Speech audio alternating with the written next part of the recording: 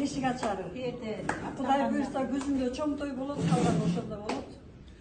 Silap tan kaldırgan, Aynazik Vasilova, Akardeni koştuğun, özü dekbor bipken okşağın, buyursaylar solon geçse büyük de gündüz yoktuğun, evvel diren şunu sıkılın akşarladı.